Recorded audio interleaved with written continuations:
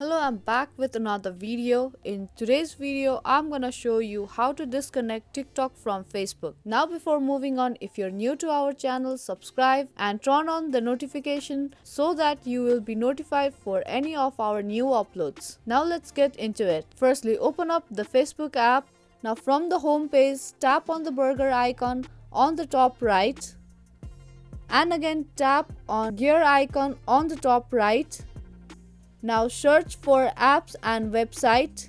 Once you found it, tap on it and there you can see all the apps and websites that are connected to your Facebook. Now to disconnect this TikTok account from your Facebook account, tap on TikTok and there you can see remove button. Tap on it and there you can see two options. First is delete post, videos or event that TikTok posted on your timeline. And second option is to allow Facebook to notify TikTok that your login connection has been removed. They may offer you another way to log in. If you have opened your TikTok account using your Facebook account, then it will show another way to log in to your TikTok.